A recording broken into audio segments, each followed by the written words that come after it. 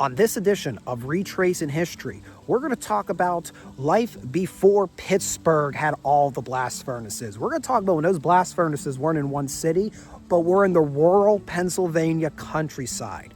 I'm here at the Bullskin Township Historical Society, where they have preserved a 200-year-old iron blast furnace.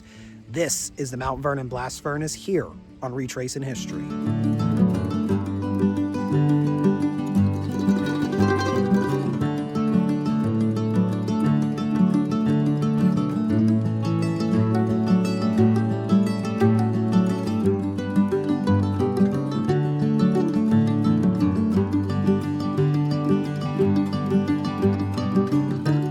The iron blast furnace was brought to North America by European colonists, whose ancestors had been employing the technology since the 14th century.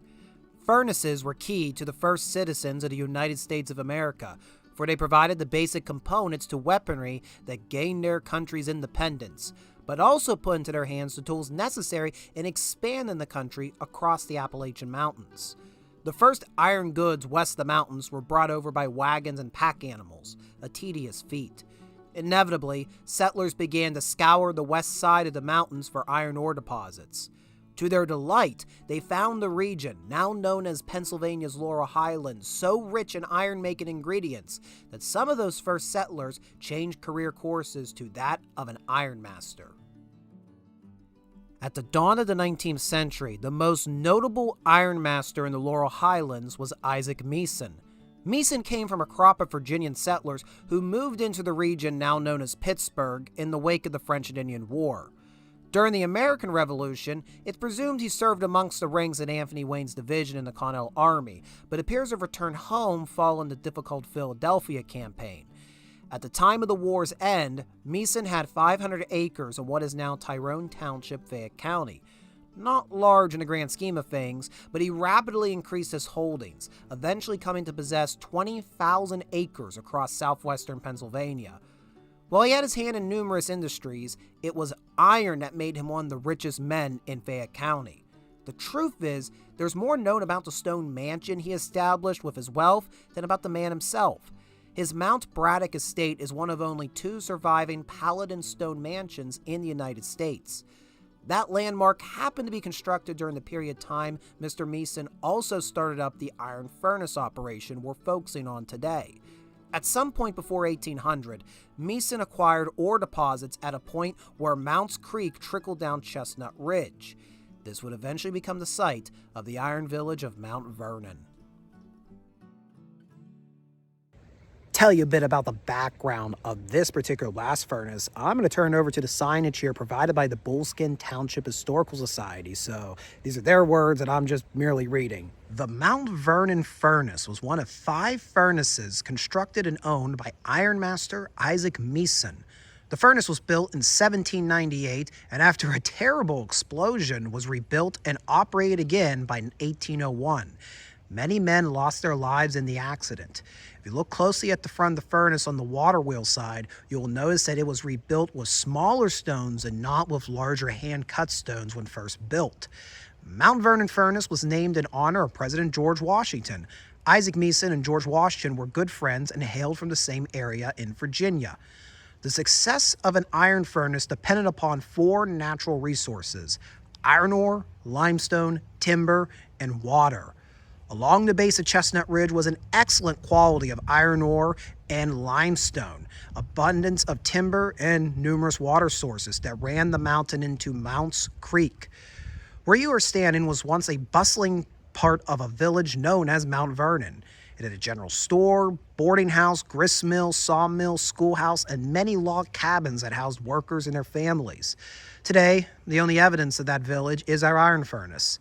The ore mines were located on the hillside across the road from the furnace. The trees were cut by hand by the woodsmen, drugged by workhorse to a central location, and then cut into smaller pieces to make charcoal to feed the furnace's fire. The process of making charcoal took approximately 5 days. The furnace consumed 800 bushels of charcoal every 24 hours.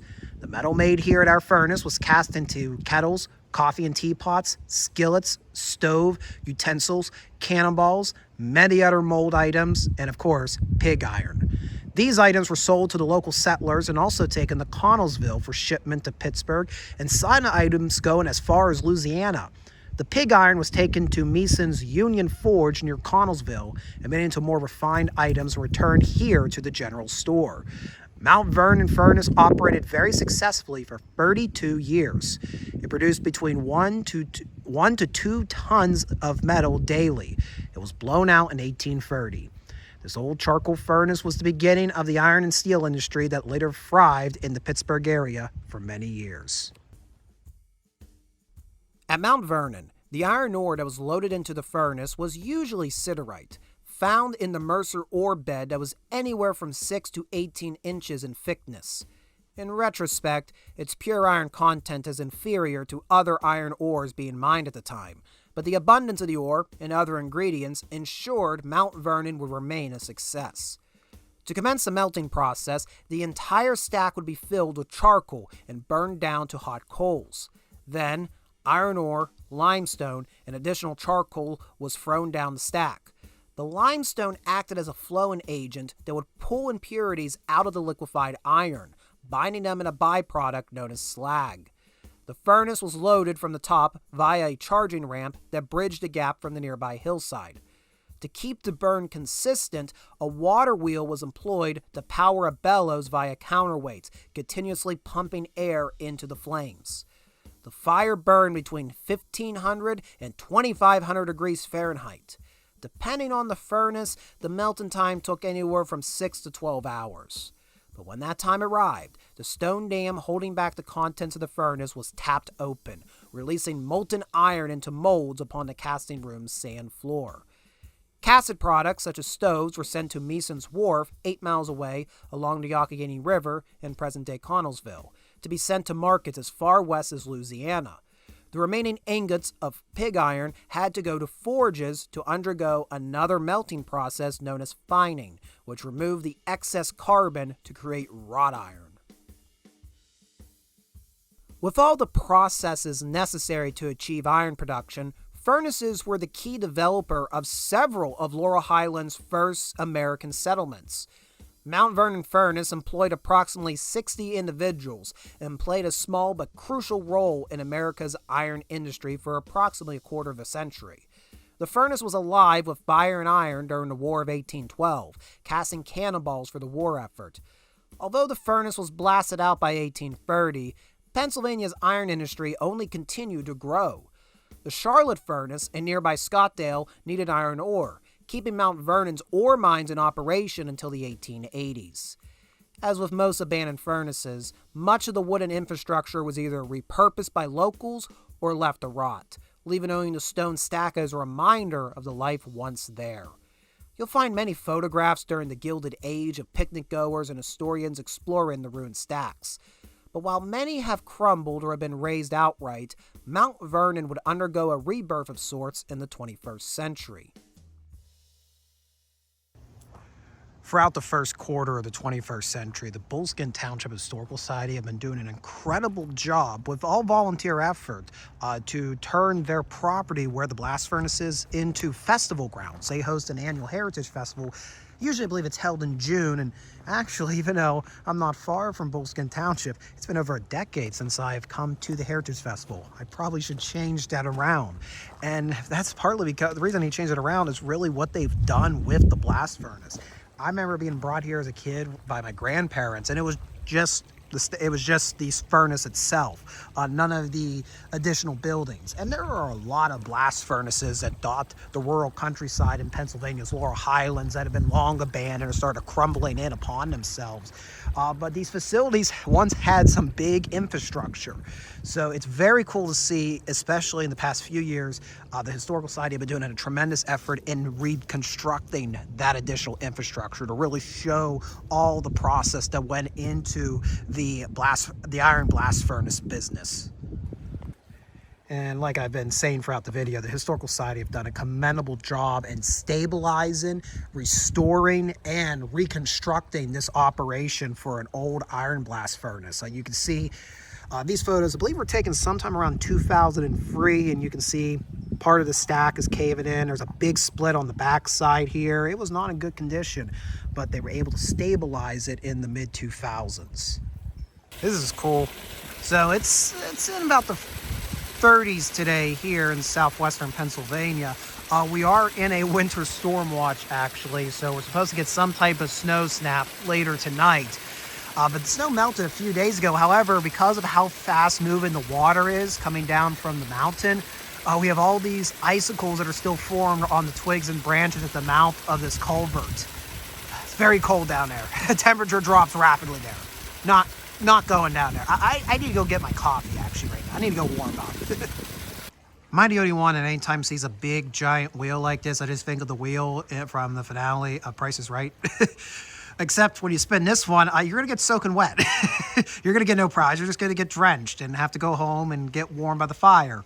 And, well, if you're in the 21st century, it's not as fun. Yeah, it sounds cool. You're going to go get a nice cup of coffee, warm by the fireplace. You don't do that in the 21st century. You drink your mocha latte with cow juice and sit by an electric space heater or something. It's not as cool.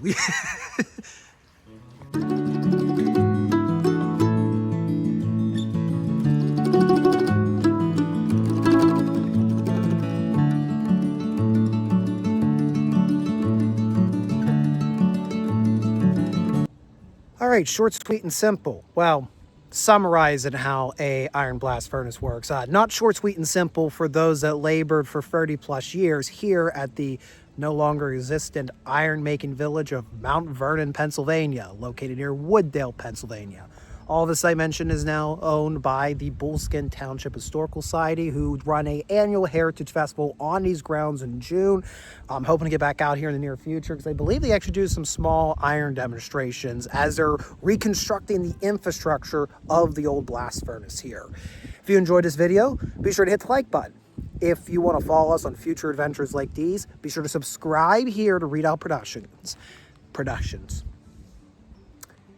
Yeah, welcome to the Readout Productions, where I'm just going to mispronounce everything, and we're just going to keep rolling. We're not going to get derailed, boys. So, if you want to go the extra mile in supporting us, keeping us on the road, and documenting historic sites like this, go to our Ko-fi page. Link is in the description below, and you can join our membership program dubbed the Garrison, where for a small monthly fee, you will get access to behind-the-scenes images, select scripts, and a few other bonuses I'm always trying to experiment with for my Garrison. Thank you guys for watching. My hands are reaching that point where they're curling shut because it's getting cold. I can actually feel the temperature dropping right now, so maybe we are going to get that snow here soon. We'll see you next time.